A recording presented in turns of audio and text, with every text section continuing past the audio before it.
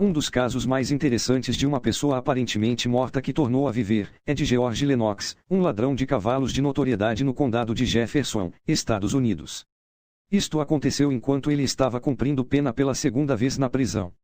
A primeira pena que cumpriu foi quando o judiciário do condado de Sedgwick o condenara pela mesma ofensa, furto de cavalos. Sendo que sua sentença condenatória estipulava trabalhos forçados. No inverno de 1887 ele trabalhava nas minas de carvão. Foi obrigado a trabalhar num lugar que lhe parecia bastante perigoso, chegando inclusive a comunicar este fato ao guarda responsável. Este, após uma investigação, disse que não havia perigo, mandando que continuasse trabalhando no mesmo lugar. O detento obedeceu, mas antes de completar 1 hora de serviço, o teto desabou, deixando-o totalmente soterrado. Permaneceu assim durante 2 horas. Foi na hora do almoço que deram conta de sua ausência, sendo iniciada, logo em seguida, uma busca. Descobriram-no debaixo de um monte de escombros. Tudo indicava que estava morto. Levado para fora da mina, o médico daquela instituição o examinou, também dando-o por morto. Seu corpo foi retirado para o hospital onde o banharão e vestirão para o enterro. Foi confeccionada uma urna na própria prisão e levada para o hospital. O capelão chegou para cumprir suas obrigações fúnebres. Um enfermeiro pediu a 2 detentos que tirassem o cadáver da maca e o colocassem na urna, que estava no outro lado da sala. Cumpriram a ordem, um deles pegando nos seus pés e o outro nos ombros. Haviam andado mais ou menos a metade da distância quando aquele que lhe segurava pelos ombros tropeçou num cuspidor. Desequilibrou-se, deixando o cadáver cair no chão, e, para a surpresa de todos, ouviu-se um profundo gemido. Logo em seguida seus olhos abriram-se e os demais sinais de vida foram aparecendo. Chamou-se imediatamente o médico, e, quando este chegou, no espaço de uns 30 minutos, o defunto estava tomando a água que acabara de pedir. Foi guardada a urna e utilizada posteriormente para enterrar outro detento. Trocou de roupa, colocando novamente o uniforme de praxe daquela instituição. O exame médico acusou 2 fraturas numa de suas pernas e escoriações generalizadas. Permaneceu hospitalizado durante 6 meses, para em seguida voltar ao serviço. Fiquei sabendo através de outro mineiro da experiência inusitada que Gorge tivera enquanto morto. Estimulado pela minha curiosidade, desejei muito conhecê-lo e ouvir de sua boca o ocorrido. Esta oportunidade não se deu durante uns poucos meses, mas finalmente deu certo.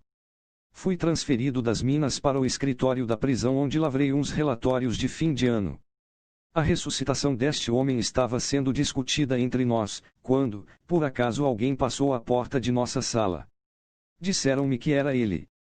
Logo mandei um bilhete a ele, pedindo que viesse ao meu local de trabalho. Foi isso que ele fez e nos conhecemos. Foi de sua boca que ouvi esta história maravilhosa. Ele é um jovem que não passa dos 30 anos de idade. Apesar de muito inteligente e bem estudado, tornou-se um criminoso aparentemente incorrigível. A parte que mais gostei da sua história foi o que ocorrera durante sua morte. Sendo taquígrafo, registrei fielmente as suas palavras. Ele começou. Naquela manhã toda tive um pressentimento que algo terrível iria acontecer. Isto me incomodou ao ponto de procurar o meu supervisor de minas. Disse a ele o que eu estava sentindo e pedi que vistoriasse o meu local de trabalho onde estava escavando carvão. Ele veio, e a meu ver, fez uma vistoria bem feita. Mandou que eu voltasse a trabalhar e disse que tudo indicava que eu não estava regulando bem. Voltei a trabalhar e depois de aproximadamente 1 hora, de repente tudo ficou muito escuro. No mesmo instante, parecia que uma grande porta de ferro estava abrindo, onde eu entrei. Logo me veio o pensamento de que eu estava morto e me encontrava no mundo do além. Não pude ver a ninguém por algum motivo que eu próprio desconheço. Comecei a me afastar da porta. Depois de andar bastante, cheguei às margens de um rio bem largo. Não estava escuro e tampouco era de dia. Havia uma luminosidade semelhante à que se vê numa noite estrelada. Estive nas margens do rio pouco tempo quando ouvi o rumor de remos cortando a água. Então foi chegando até onde eu estava uma embarcação, cujo ocupante estava remando. Perdi a fala. Depois de me olhar durante uns instantes, ele me disse que tinha vindo me buscar. Pediu que eu entrasse na embarcação e remasse até a outra margem do rio. Obedeci. Não trocamos palavra alguma. Queria tanto perguntar quem ele era e onde estávamos. Parecia que minha língua estava grudada ao céu da boca. Não conseguia falar. Ao chegarmos à outra margem, desembarquei e o homem que me conduziu, simplesmente desapareceu. Novamente sozinho, não sabia o que fazer. Olhando mais adiante, Vi 2 caminhos por um vale escuro. Um deles era largo e tinha o aspecto de ser bastante utilizado. O outro era estreito e saía para outro rumo. Instintivamente escolhi o caminho mais utilizado. Tinha andado pouco quando percebi que estava ficando cada vez mais escuro. De quando em quando, bem adiante, via-se uma espécie de relâmpago, através do qual eu conseguia enxergar o caminho. Andei mais uma certa distância quando me dei com um ser que sou totalmente incapaz de descrever. O máximo que posso fazer é apenas dar uma ideia bem vaga quanto ao seu aspecto aterrorizante. Parecia ligeiramente com um homem, embora muito maior. Devia ter no mínimo 3 metros de altura. Nas suas costas havia grandes asas. Era preto como o carvão que eu retirava da mina e estava totalmente nu. Na sua mão havia uma imensa lança de pelo menos 5 metros de comprimento. Seus olhos brilhavam como bolas de fogo. Seus dentes, brancos como pérola, pareciam medir quase 3 centímetros. Seu nariz, se bem que nem parecia nariz, era enorme, largo e achatado. Seu cabelo era grosso, pesado e comprido. Descia sobre os ombros maciços. Sua voz parecia mais com o rugir de um leão engaiolado do que com qualquer outra coisa. Foi durante um destes relâmpagos que primeiramente o vi. Comecei a tremer como uma folha de buriti no vento. A mão que segurava a lança estava erguida como se estivesse na iminência de me trespassar. Parei. Com voz muito mais horripilante do que se pode imaginar, mandou que o seguisse. Disse que tinha ordens para ser meu guia durante esta viagem. Segui no seu encalço. Que mais eu podia fazer? Depois de andarmos uma certa distância, vi à minha frente uma grande montanha, cuja face parecia ser vertical.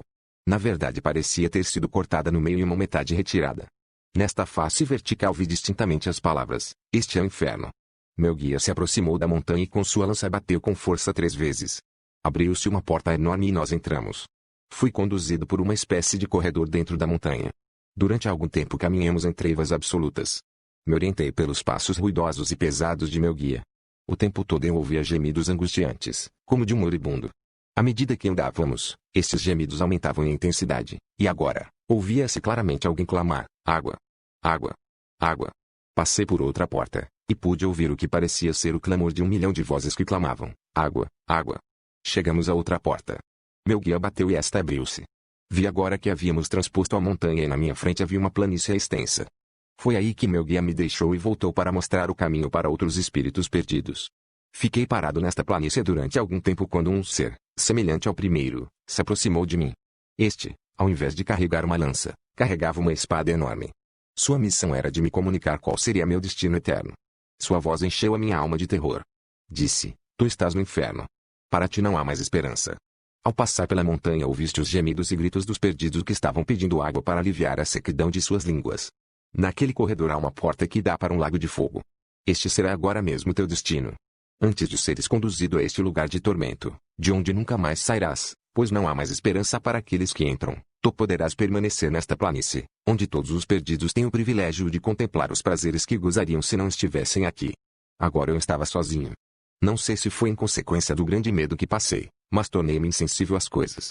Meu corpo ficou inerte.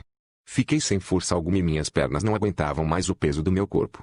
Assim, dominado, fui caindo no chão. Uma sonolência apoderou-se de mim. Meio acordado, meio adormecido, parecia sonhar. Olhando para cima, bem distante de mim, vi a linda cidade, sobre a qual lemos na Bíblia. Como eram formosas suas muralhas de jaspe. Olhando além disso, vi vastas planícies cobertas de lindas flores. Vi também o rio da vida e o mar de cristal. Miríades de anjos entravam e saíam pelas portas desta cidade, cantando ió. Como tudo era maravilhoso. Entre estes anjos vi minha querida mãe que há poucos anos havia falecido, seu coração esmagado pela minha maldade. Olhou para mim e parecia estar me chamando. Mas não tinha condições de me levantar. Sentia-me como se tivesse um grande peso me imobilizando. Um ventinho trouxe para mim a fragrância daquelas lindas flores, e agora ouvia-se com mais nitidez a doce melodia das vozes angélicas. Eu disse comigo mesmo: "Oh! Como queria fazer parte daquela multidão enquanto me deliciava com este cálice de gozo tão perfeito." De repente ele foi-me arrebatado dos lábios. Acordei do meu sono. Um dos habitantes deste lugar de trevas me trouxe de volta daquele lindo lugar e me informou que havia chegado a hora de ir para o lugar de meu destino eterno. Ordenou-me que o seguisse. Voltando pelo mesmo caminho, entramos novamente no mesmo corredor. Fui seguindo meu guia durante um tempo até chegar numa porta lateral. Passamos por esta, e logo em seguida por outra. Então vi, na minha frente, um lago de fogo. Olhei, e até onde meu olho enxergava, vi um lago literal de fogo e enxofre. Grandes vagalhões de fogo se amontoavam por cima um do outro e grandes ondas de chamas se chocavam impetuosamente elevando-se a grandes alturas, como as ondas do mar num imenso furacão. Na crista das ondas viam-se seres humanos lançados para cima, para logo em seguida, se afundarem até as profundezas deste lago medonho de fogo. Ao serem levadas para a crista dos vagalhões, estas almas amaldiçoavam o Deus justo, na mesma hora em que clamavam angustiosamente, pedindo água. Esta imensidão de fogo repercutia os gemidos destas almas perdidas. Depois de algum tempo olhei para trás e, por cima da porta onde entrara, vi as palavras: "Este é o teu destino. A eternidade não tem fim." Daí a pouco, senti que o chão debaixo dos meus pés estava começando a ceder e me afundando no lago de fogo. Sobreveio-me uma sede que as palavras não são capazes de descrever. Pedi água e neste instante meus olhos abriram no hospital da prisão. Nunca contei esta experiência para os oficiais da prisão, acreditando que me julgassem louco e me fechassem numa cela especial para os detentos que sofrem das faculdades mentais. Mas vi tudo isso e tenho certeza que o céu e o inferno existem, e que este inferno é fogo literal assim como lemos na Bíblia. E tenho certeza de outra coisa: nunca irei para aquele lugar. Assim que abri meus olhos no hospital e vi que estava vivo, imediatamente entreguei meu coração a Deus. Vou viver e morrer como cristão. É verdade que nunca me esquecerei das cenas terríveis do inferno, mas tampouco sairão da minha memória as lindas coisas que vi no céu. Em breve pretendo me encontrar com minha querida mãe. Irei me sentar nas margens daquele belo rio e passear com os anjos nas planícies que vi. Vou andar pelos vales e pelos montes acarpetados com flores fragrantes, cuja beleza excede qualquer coisa que o ser mortal é capaz de imaginar, e ouvirei as canções dos salvos. Isso me recompensará muitas vezes pela minha vida aqui sobre a terra, mesmo tendo que me negar dos muitos prazeres mundanos que faziam parte do meu viver antes de vir para esta prisão. Não quero ter mais intimidade com meus comparsas do mundo vil do crime. Assim que sair deste lugar, quero ficar na companhia de pessoas boas. E esse foi o fim do seu testemunho. Repasso para o ouvinte esta experiência de George assim como a ouvi. É uma das experiências mais lindas que jamais vi. Que Deus abençoe esta mensagem de George, para que através dela muitas almas perdidas ainda despertem da morte espiritual. Fiquem na paz e repense o seu caminho.